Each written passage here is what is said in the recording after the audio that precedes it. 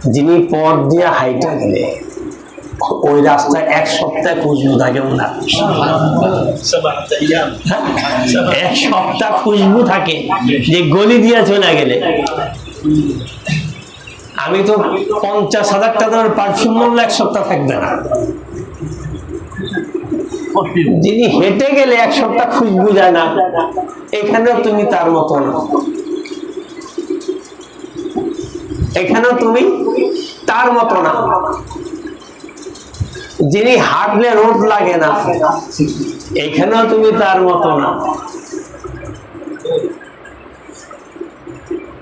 যিনি থুতু ফেললে বিষাক্ত পানি মিষ্টি হয়ে যায়, তুমি ফেলো দেখি, তুমি থুতু ফেললে অপবিত্র হয়ে যাবে। নামাজের অবস্থায় যদি তোমার গায়ে থুতু পড়ে যায়, ওটা তোমাকে ধুয়ে নামাজ পড়তে হবে। আর রাসূলের থুতু যদি কারো গায়ে পড়ে যায়, সে শিফা হয়ে যায়, সে শিফা হয়ে যায়। তোমার থুতু তোমার গায়ে পড়লে সেটা নাপাক হয়ে যায়।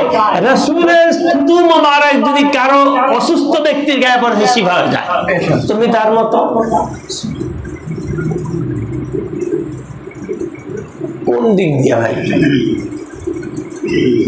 রাসূলের সামনে যত লম্বা লোকই দাঁড়াইতো, তাকে খাটেই মনে হইতো, তাকে খাটেই মনে হইতো।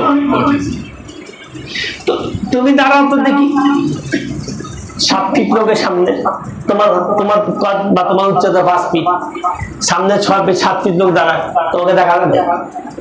পৃথিবী যত লম্বা লোক উনার কাছে গেছেন, উনাকে উঁচা মনে হয়েছে।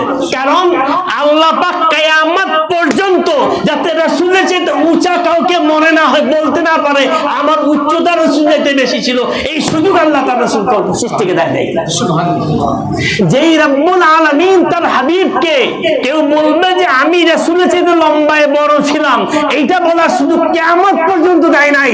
আল্লাহ বরদাস্ত করতে পারবে না। সেই রাসূলকে আপনার মতো বলছে, বরদাস্ত করে?